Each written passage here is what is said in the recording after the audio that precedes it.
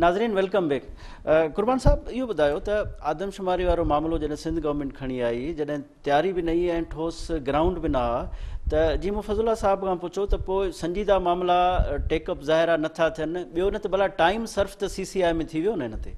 माना हाणे टाइम सिर्फ़ु न थियो, पर इहो तव्हां माना अकेला बि थी वियो माना कुझु शयुनि ते। तव्हां बलूचिस्तान खे बि इतराज़ हुया, तहफ़ुज़ात हुया ऐं सिंध खे बि माना इन सां गॾु हुया, पर माना टाइम बार एतिरो थी वियो जो हाणे तव्हांजी आदमशुमारी थी आहे 2017 में, 2021 में तव्हां हलो पिया ऐं तव्हां हाणे जेकॾहिं चओ था हाणे 2 ऑप्शन हुया त छा इन 17 वारी आदमशुमारी खे छा क़बूल कजे, उनखे रद्द कजे। माना तव्हांखे कंहिं न कंहिं हिकिड़े लॉजिकली कंहिं इन मामले खे हिकिड़े पासे पहुचाइणो हो। वफ़ाक़ी हुकूमत जो बि इहो ई मौक़ुफ़ आहे। बाबा हाणे को फ़ैसिलो त करिणो आहे। जेकॾहिं 2017 वारी आदमशुमारी खे तव्हां नथा मञो त इन जो मतिलबु आहे तव्हां उहा आदमशुमारी थी वई रिजेक्ट थी वई, त पोइ तव्हां किथे हलिया वियो? तव्हां हलिया वियो 1998 वारी आदमशुमारी तहत। माना उन में तव्हांजी माना असेंबलियुनि में तव्हां जूं सीटूं, NFC में तव्हांजा शेयर्स, नौकिरियुनि वारा शेयर्स, उहे सबूरा मामला तव्हां उन बैंक माना एतिरो 19 साल पोइ हिते हलिया वञो। हाणे ॿियो ऑप्शन कहिड़ो आहे? ॿियो ऑप्शन इहो आहे त बाबा हिन खे तस्लीम कजे, क़बूल कजे, हिन जी खे अप्रूव कजे त बाबा जेका शइ जंहिं सूरत में थी आहे इन खे हलायो। हाणे पोइ हलूं था नई आदमशुमारी में। हाणे हींअर ताईं वफ़ाक़ी हुकूमत जो जेको मौक़ुफ़ CCI जे फोरम तां या कल्ह जेको उन खां पोस्ट जेका ब्रीफिंग थी, उन में इहो आहे त वफ़ाक़ी हुकूमत जी इहा दावा आहे, का U-turn वठे थी त पोइ उहा ख़बर न आहे, पर हिननि त इहे चवणु आहे त बाबा हाणे असां ईंदड़ चूंडुनि खां अॻु में ताईं असां नई आदमशुमारी कराए मुकमल कंदासीं, बजाए जो असां 10 साल इंतज़ारु कयूं। असां इहो न कंदासीं। असां हिन ई टेन्यूअर में माना विदिन 5 years असां या 6 year असां बिफोर माना असां इहो अमल मुकमल कराईंदासीं। त तंहिं करे पोइ ॿी शइ आहे त तव्हां ॾिसो सिंध हुकूमत हिते साईं मुराद अली शाह अचे, उनजो ॿियो नुमाइंदो अचे, इजलास में अचो था, घटि में घटि माना तव्हांखे को बि हिते न मिलंदो, हथु न ईंदो ऐं को मौक़ुफ़ ॾियण लाइ तयारु न हूंदो, माना सवाइ एकड़ ॿेकड़, सवाइ जेकॾहिं उहो टारगेट नथो अचे।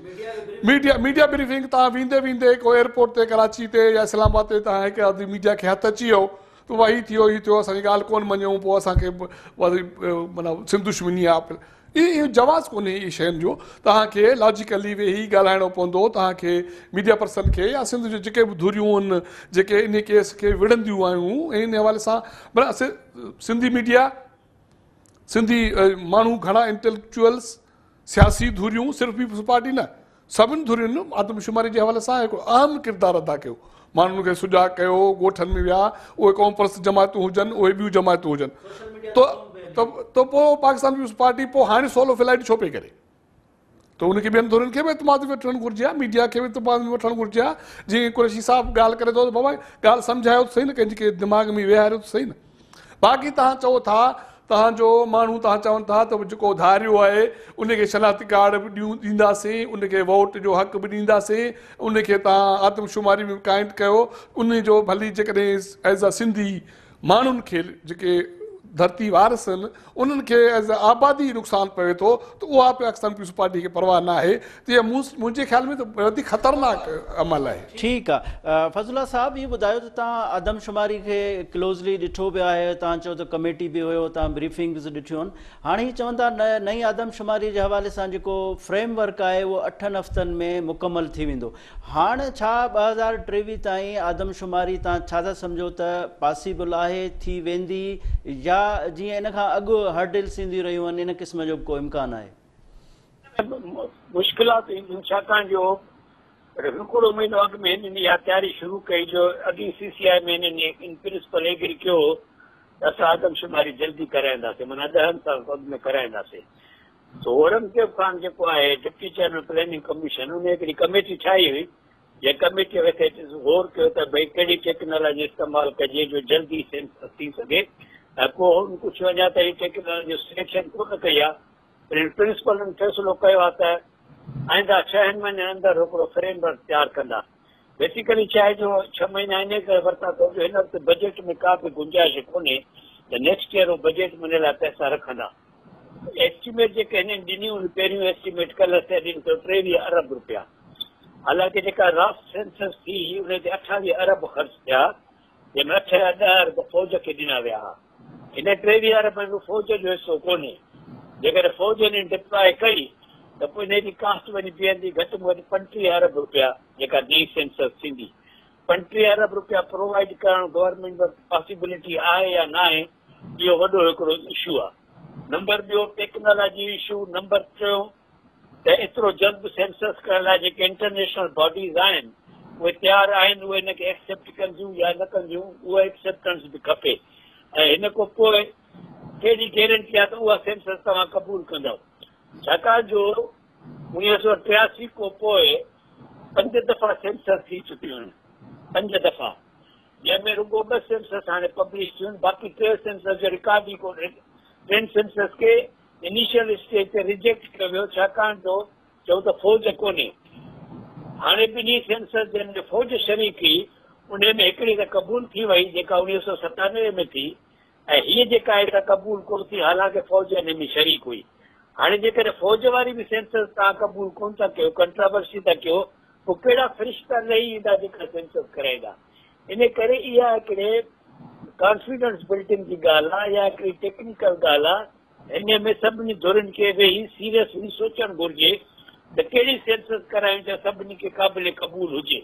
छाकाणि हिकिड़ो दफ़ो तव्हां सेंसस कराए ख़र्च करे जॾहिं लास्ट मोमेंट ते रिज़ल्ट ॾियो था पिया त पोइ मिस्टर ए चए थो त मूंखे रिज़ल्ट क़बूल कोन्हे, मिस्टर बी चए थो मूंखे रिज़ल्ट क़बूल कोन्हे, इन करे उहा सेंसस रिजेक्ट थी वञे। इहे कोन थींदो आहे, दुनिया जे कंहिं बि मुल्क में इहो कोन थियो आहे जेको पाकिस्तान में थी रहियो आहे। This is a poor governance and this is a bad blood between the federating units.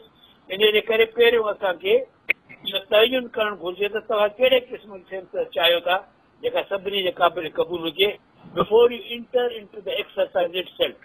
तव्हां 30-40 अरब रुपया ख़र्च करे पोइ चओ त असांखे इहे क़बूल न आहे, दैट इज़ नॉट करेक्ट। फज़लुल्लाह साहब, इन लाइ त स्टेक होल्डर्स खे बि शामिल कयो वञे। कल्ह असद उमर साहब जो चवणो त टेक्नोलॉजी यूज़ कंदासूं ऐं अक़वाम मुतहदा जा जेके उसूल आहिनि उन्हनि खे अप्लाई कयो वेंदो, या दुनिया में जेके बि लागू तरीक़ा आहिनि उन्हनि खे अख़्तियार कयो वेंदो। त छा था सम्झो जेकॾहिं इहा एक्सरसाइज़ थी त पोइ शक शुबा ऐं सवाल घटिजी सघनि था?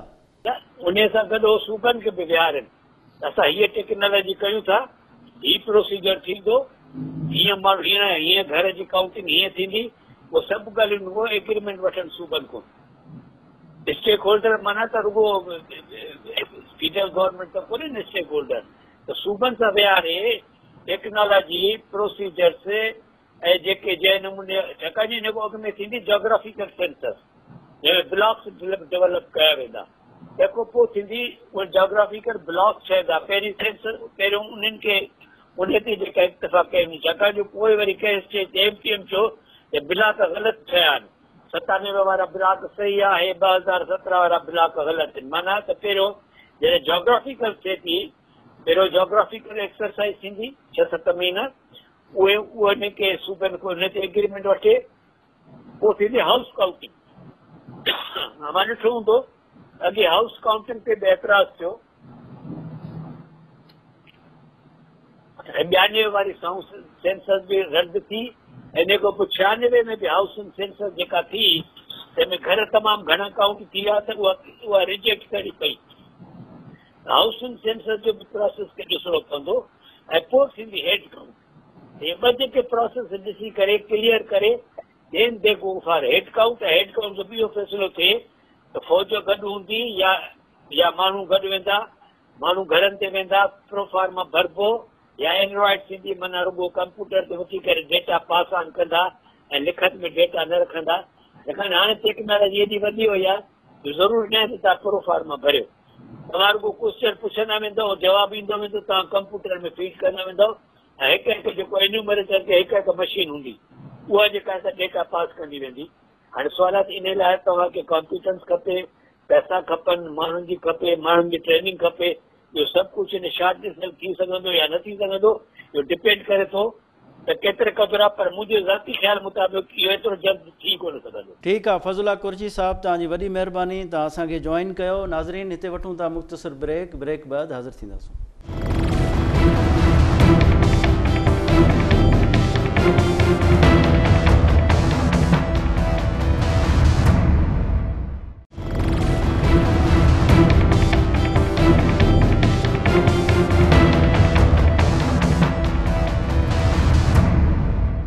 नाज़रीन वेलकम बैक।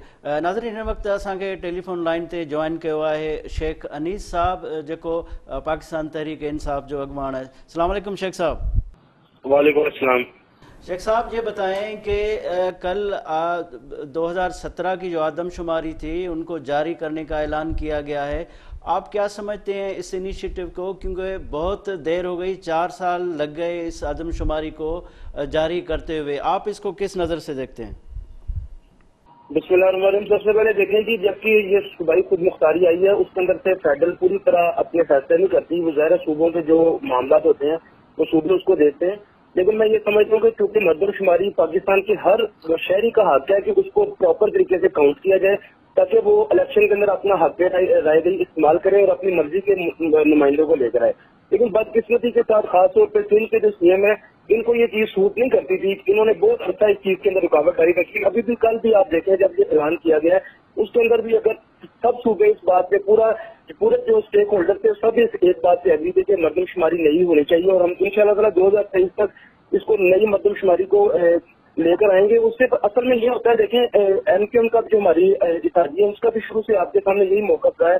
वो चाहते हैं कि मर्दमशुमारी नई हो, वो इस पुरानी मर्दमशुमारी को मानते ही नहीं थे ना, और उसके अंदर कई सारे लोगों का भी इसके अंदर जो है ना वो उनको इख्तलाफ था इस चीज से, उनको इस चीज का डाउट था कि ये मर्दमशुमारी जो है उससे कई लोगों का जो हक है वो उनको प्रॉपर नहीं दिया जाता।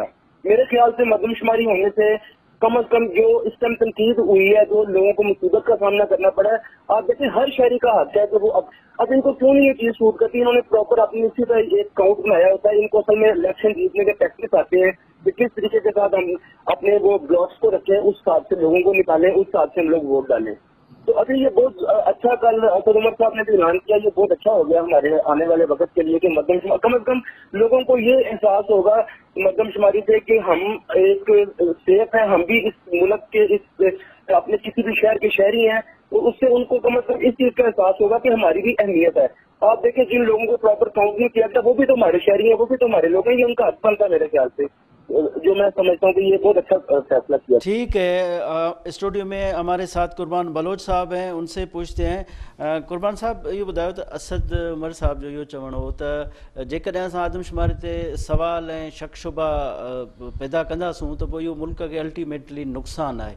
तव्हां छा था सम्झो त रिज़र्वेशन ज़ाहिर आहे हर माण्हू जो हक़ु हूंदो आहे ऐं हर माण्हू इहो करे सघे थो, सिंध गवर्नमेंट इनिशिएट कयो पर तव्हांजो चवणो आहे त उहो सॉलिड उहो कोई सबूत पेश न करे सघिया, पर छा था सम्झो त छा इतराज़ ई न कजे छा असद साहब जो? छा न इहो त हाणे कोई जो कोन्हे, हुन जो इहो चवणु हो त हाणे एतिराज़ रुगो सिंध गवर्नमेंट खे कोन हा, हुकूमत जी इत्तेहादी धुरियुनि खे बि हुया ऐं ॿियो त ठहियो बलोचिस्तान हुकूमत खे एतिराज़ रहिया शुरू खां वठी, छो त उन्हनि जी जेका आबादी जो हुते बलोच जेको पश्तून वारो इशू आहे उहो मसइलो रहियो।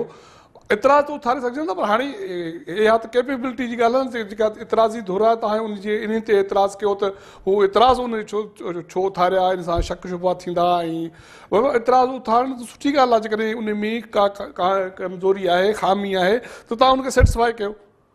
हाणे इहा ॻाल्हि त मुस्लिम लीग नून दौरे में बि कोन थी, ऐं उन खां पोइ वरी हिननि बि 2 साल खां 2.5 सालनि खां पोइ हिनखे यादगिरी आई त हाणे इन शइ खे वाइंड अप कजे।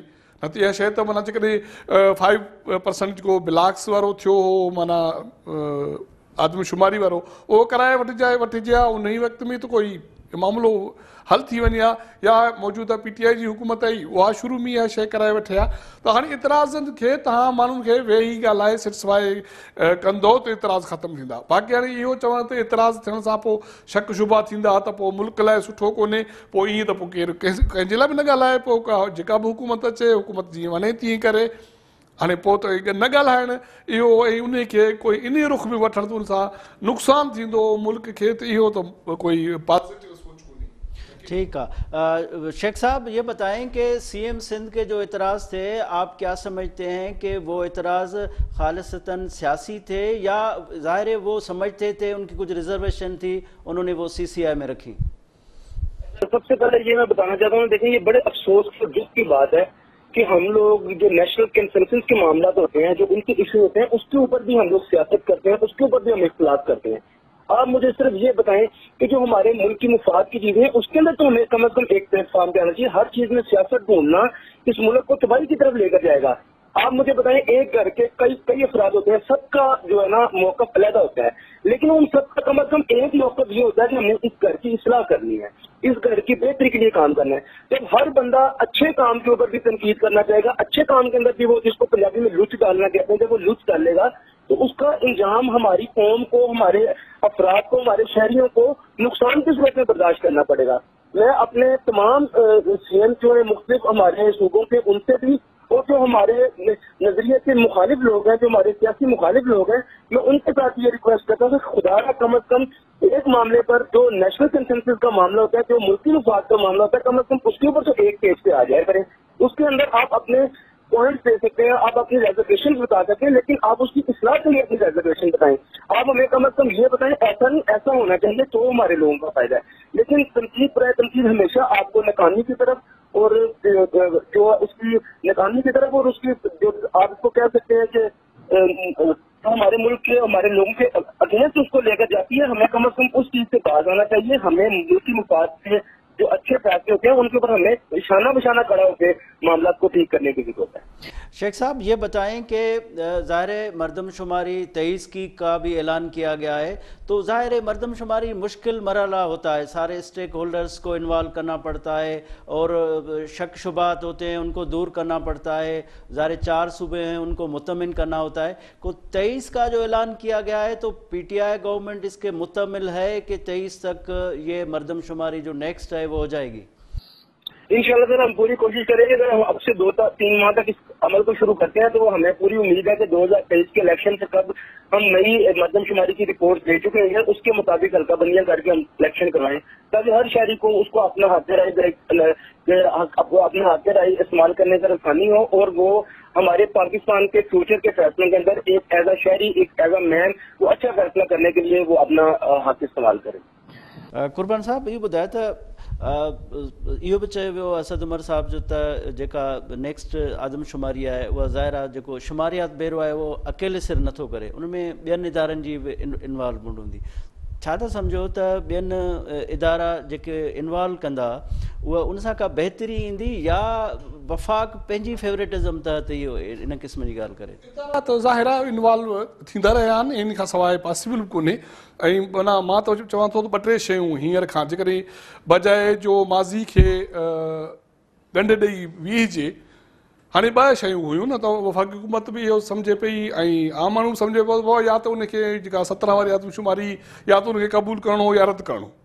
ठीकु आहे, हाणे क़बूलियत थी वई, जेका बि कंडीशन आहे उन में मुंहिंजे ख़्याल में कोई जेका बि जेकॾहिं उणायूं रहियूं, हाणे कोशिशि इहा कजे त जेका कमिंग आहे उनखे वधीक बहितर कजे सिंध हुकूमत खे. त माना इन हवाले सां कोशिशि कजे त ब्यूरो ऑफ स्टेटिस्टिक्स में जेका सिंध जी नुमाइंदगी आहे या सूबनि जी नुमाइंदगी आहे उनखे यकीनी बणाइजे. ऐं जेके बि हीअ तव्हां डेटा प्रोसेसिंग वारा सेंटर ॿिया 3 जेके मुंतक़िल कया, जेके अॻे सूबनि में या सूबाई गादी जे शहरनि में हुआ, उहो उन्हनि खे वरी यकीनी बणाए वञे त उहो उते हुजनि जिते सूबाई गादी जो शहर हुजे. ऐं उन सां गॾोगॾु ॿिया इदारा, मतिलबु तालीम जो इदारो हमेशह उनमें मुलविस थींदो रहियो आहे, उनजो वॾो किरदारु रहियो आहे हिन में आदमशुमारी में. सिक्योरिटी इदारनि जो मतिलबु उनखे सिक्योरिटी जी फराहमी जे हवाले सां. पर हाणे ॾिसणो इहो आहे त हाणे हींअर कोविड वारी सूरत हाल हले पई, हाणे ईंदड़ सूरत हाल कहिड़ी थी रहे, उन सां गॾोगॾु जेको मेन मसालो आहे मां सम्झां थो त उहो माली आहे, माली वसीलनि जी फराहमी जे हवाले सां आहे. उहे सभु शयूं रुकनि थियूं त हाणे तव्हां टेक्नोलॉजी इस्तेमालु करण जी ॻाल्हि कयो था, पर तव्हां वटि वसीला आहिनि केतिरा, टेक्नोलॉजी तव्हां वटि आहे कहिड़ी, माण्हू ट्रेंड तव्हां केतिरा कया. ऐं उन सां मां त सम्झां थो त सिंध हुकूमत खे या ॿी जेके बि धुरियूं आहिनि उनखे इन तरफ़ कोशिशि करणु घुरिजे त ईंदड़ आदमशुमारी एक्यूरेट, साफ़, शफ़ाफ़ हुजे. ऐं जेके बि हिते धरती धणी आहिनि, ज़मीन जेके पंहिंजे सरज़मीन जा वारिस आहिनि, उन्हनि जा जेके बि हक़ आहिनि ऐं उनजो जेको उनखे महफ़ूज़ कयो या उनखे तहफ़ुज़ फराहम कयो वञे, इनखे यकीनी बणाइण जी ज़रूरत आहे. कॉपरस धुरियूं सिंध जूं बलोचिस्तान जूं इन सभिनी धुरियुनि खे एतमाद में वठणु घुरिजे, वफ़ाक़ी हुकूमत बि वठे, सिंध हुकूमत बि वठे।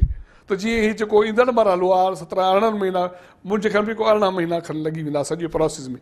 जॾहिं तव्हांजो फ्रेम अची वेंदो, उन खां पोइ बजट में तव्हांखे हिन बजट में पैसा रखणा पवंदा तव्हांखे, पोइ मर्दमशुमारी घरशुमारी जो हिकिड़ो मरहलो शुरू थींदो, सॼी डेटा गॾु करणी पवंदी, मतिलबु घणो इहो लंबो चौड़ो मसइलो। ठीक है, शेख साहब की तरफ चलते हैं। शेख साहब ये बताएं कि मर्दमशुमारी में ज़ाहिर सवालात भी उठते हैं, तहफ़्फ़ुज़ात भी होते हैं। ख़ास तौर पे सिंध में ये एतराज़ होता है कि जो गैर शहरी हैं, मीन्स बर्मा से लोग आए हैं, बिहारी हैं, बाकी है, जिन पे काफ़ी जमातें भी कहती हैं उन्हें शनाख्ती कार्ड दिए जाएँ, मर्दमशुमारी में शामिल किया जाए।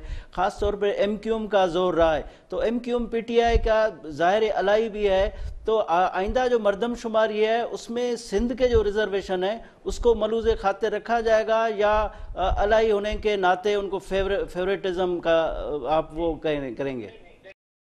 अलाई होने का मतलब ये नहीं है, हम इस मुल्क की तकदीर के लिए सोचते हैं। हम लोग ये सोचते हैं कि हम लोग सबको मुसावी हकूक दें। जितने स्टेक होल्डर्स हैं, वो चाहे पीपल्स पार्टी हो, MQM हो, या सिंध की दीगर जमातें हो, GD हो, हम सबको साथ लेकर चलेंगे।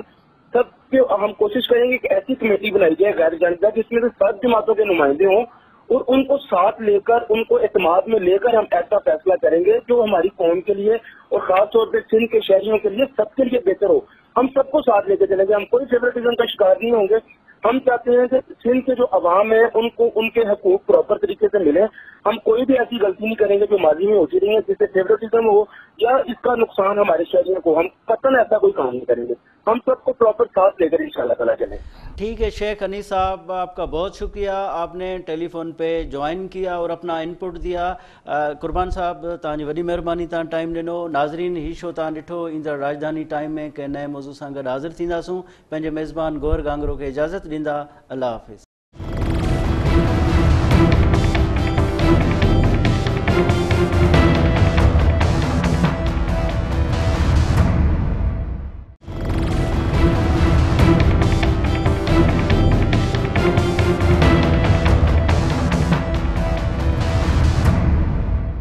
अस्सलाम वालेकुम नाज़रीन, राजधानी टाइम प्रोग्राम सां गॾु मां आहियां गौहर गांगरो।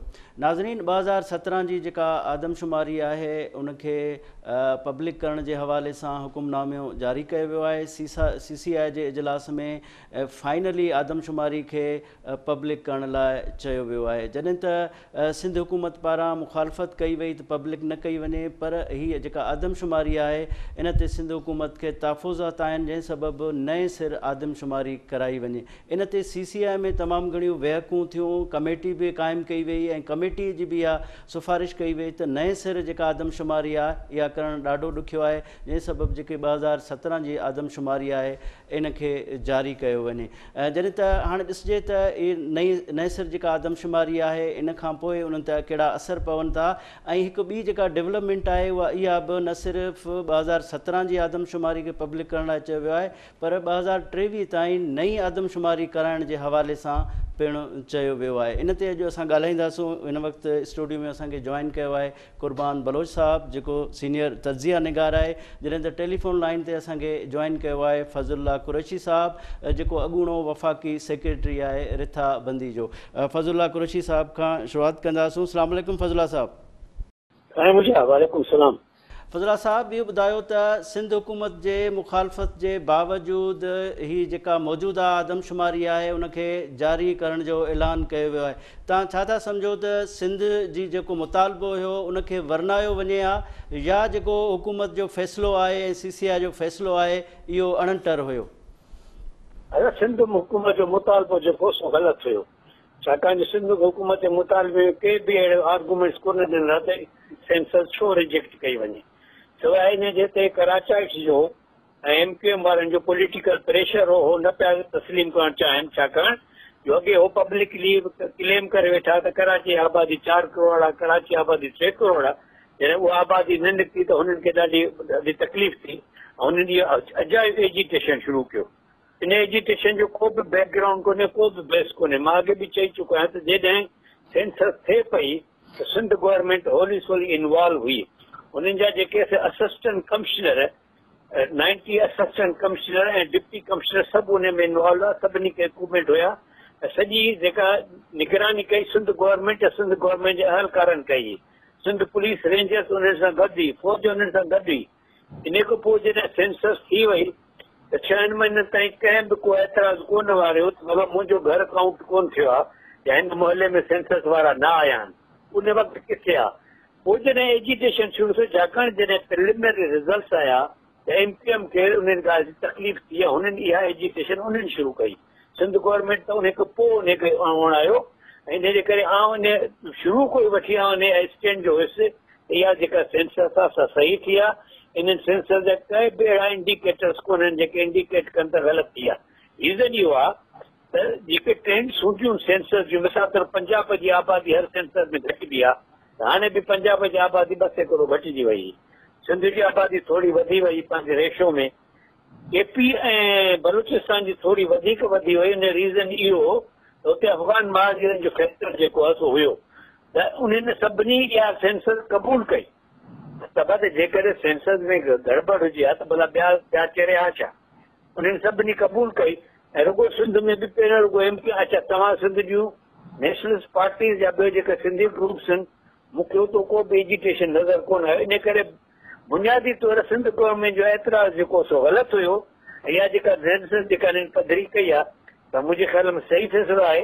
हा अलबत्ता जेका ॿी सेंसस थिए थी कॾहिं थी थिए इन लाइ मां नथो चई सघां, लेकिन हाणे तव्हांजे सवाल जो इहो ई चवंदुसि हीउ फ़ैसिलो जेको दुरुस्त फ़ैसिलो थियो आहे ऐं हाणे असांखे इन अॻिते हलणु घुरिजे। ऐं तव्हांखे इहा ॻाल्हि बि यादि ॾियारायां मां त इहे जेके लास्ट इलेक्शन जेके थियूं इन 2017 सेंसस जे बेसिस ते थियूं। उनखे प्रोविजनली अप्रूव कयो, उन वक़्तु बि कंहिं एतिराज़ कोन कयो। इहे सभु जेके मेंबर चूंडिजी आया आहिनि हिन वक़्तु असेंबली में वेठा आहिनि 2017 सेंसस जे बेसिस ते। तंहिंजे करे मूंखे कोई हिन में नज़र न पियो अचे इन सेंसस खे छो न पब्लिश कयो वञे। इहा सेंसस हाणे पधरी थींदी, वधीक ॾिसूं था नई सेंसस बाबति छा थो थिए। ठीकु आहे, कुर्बान बलोच साहब ॾे हलूं था। कुर्बान साहब तव्हां छा था सम्झो त ज़ाहिर आहे MQM खे बि एतिराज़ हो हिन सेंसस ते, त उन खां पोइ सिंध गवर्नमेंट बि आई, त छा सिंध गवर्नमेंट MQM जे एतिराज़ खे मलूज़ ख़ातिर रखी कयो या उन्हनि खे का पंहिंजा रिज़र्वेशन्स आहे? ॿ मुख़्तलिफ़ शयूं। MQM खे रिज़र्वेशन इन हवाले सां हुई त जेको बि बिहारी ॿियो जेको हुयो उते कराची वग़ैरह जो असांजे सिंध जे मेन शहरनि में जेके माण्हू रहनि था, जेके हुननि जो वोटर बि आहे, सभु कुझु आहे, हिकिड़ो त उहो उन नमूने सां काउंट न थियो जेका MQM जी ख़्वाहिश हुई। हिकिड़ी शइ आहे। ॿियो सिंध गवर्नमेंट, मां सम्झां थो त सिंध गवर्नमेंट जो ही आदमशुमारी ते एतिराज़ आदमशुमारी खां वधीक सियासी वधीक आहे ऐं माली हवाले सां वधीक आहे। छो त MQM खे बि जेके एतिराज़ आहे उहो मेन शहरनि में आहे, ख़ासि करे कराची। छो त हू MQM चाहे थी त उते उनजी आबादी वधीक ॾेखारी वञे ऐं हू इन शहर खे सियासी तौरु माना उनखे कैप्चर कनि या पंहिंजी सियासी जेका असर रसूख़ आहे उनखे वधीक मज़बूत कनि इन बुनियादनि ते। छो त हू इहो केस मुख़्तलिफ़ टाइमनि ते विढ़ंदा आया आहिनि उर्दू स्पीकिंग असांजा दोस्त ऐं ख़ासि करके MQM वारा, त हिते उर्दू आबादी वधीक आहे, तंहिं करे हुकुमरानी जो हक़ बि असांखे आहे ऐं माली वसीला जा टैक्स वसीला बि वधीक हिन शहर मां जनरेट थियनि था, तंहिं करे मिलनि बि हिन शहर खे सूबाई गादी जो शहर तौरु न। माना जेका उनजी बदनीयती आहे, सो इहा जेका MQM जो एतिराज़ आहे उन बदनीयती उन पोयां उहा बदनीयती आहे। सिंध गवर्नमेंट जी जेको एतिराज़ आहे शुरू खां जेके शयूं थियूं हिन आदमशुमारी खे मूं तक़रीबन वेझड़ खां इनखे कवर बि कयो। तव्हांजा डेटा प्रोसेसिंग इदारा तव्हांजा मुंतक़िल थिया कराची मां इस्लामाबाद, ॿियो खोड़ अहिड़ियूं शयूं थियूं जेको मीडिया में हाईलाइट्स थियूं ऐं सिंध गवर्नमेंट उन ते को एॾो वॾो कोई माना एहतजाज कोन कयो उन वक़्तु। जीअं कुरैशी साहिबु चयो उन खां पोइ तव्हांजी जेका बि कमिश्नर डिप्टी कमिश्नर तव्हांजी इंतिज़ामिया उन सॼे प्रोसेस में गॾु हुई। तव्हां जेकॾहिं रिकॉल कयो, यादि कयो त सिंध हुकूमत खे एतिराज़ इहो आहे, ख़ासि करे इहो केस विढ़ंदो रहियो आहे पंहिंजो छा नालो अथसि हिन जो जेको सीनियर अॻवान आहे, मूंखे नालो रिकॉल थी वेंदो। उन्हनि जो इहो चवणु आहे त जेके मुल्क जे ॿियनि हिसनि मां माण्हू कराची या सिंध जे वॾनि शहरनि में हिजरत करे आया या रोज़गार सांगे अचनि था उन्हनि खे काउंट न कयो।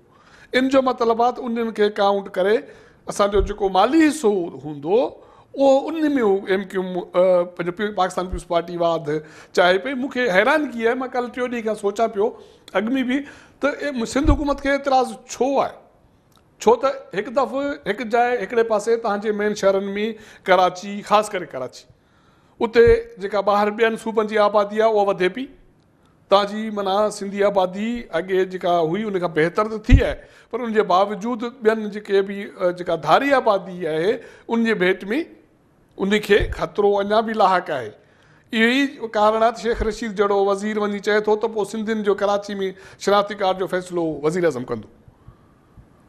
मतिलबु डेमोग्राफी चेंज थिए पई, उनखे ख़तरो आहे तव्हांजे सूबे में तव्हांजे जेका ॿाहिरी, पर तव्हांखे छो त माली फ़ाइदा माना वधीक अज़ीज़ आहिनि त हिकिड़े तव्हां इहो केस। ठीकु आहे, फज़ुल्ला साहिब खां पुछूं था।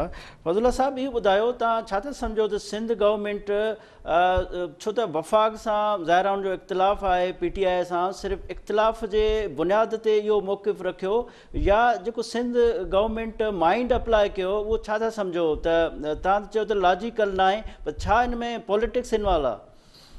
सिर्फ़ु पॉलिटिक्स इन्वॉल्व आहे ऐं हो MQ सां अञा ताईं पंहिंजो रस्तो रखंदा था अचनि। इन जे करे कराची जो एलिमेंट खे कंहिं नमूने पेसिफाई करण लाइ तव्हां ॾिसो था हुते बार बार ठहंदा ऐं बार बार रहंदा आहिनि। उनखे पेसिफाई करण लाइ छाकाणि सिंध गवर्नमेंट जो को सॉलिड ग्राउंड कोन्हे न, MQ वटि बि कोई सॉलिड ग्राउंड कोन हो। छाकाणि जॾहिं सेनेट कमेटी में एतिराज़ात थिया MQ जी पार्टी पंहिंजो फेडरल ब्यूरो ऑफ स्टेटिस्टिक्स में वई, छाकाणि आउं बि सेंसस जो सुपरविजन जो मेंबर हुयुसि। असांजे साम्हूं उनखे प्रेज़ेंटेशन थी, हो को बि अहिड़ो आर्गूमेंट न ॾेई सघिया जंहिंमें साबित कनि त कराची जी आबादी जेका घटि थी आहे रजिस्टर। तंहिंजे करे इहो हिकिड़ो सेटल्ड इशू हो, उनखे रुॻो एज़ अ पॉलिटिक्स करे खयो वियो।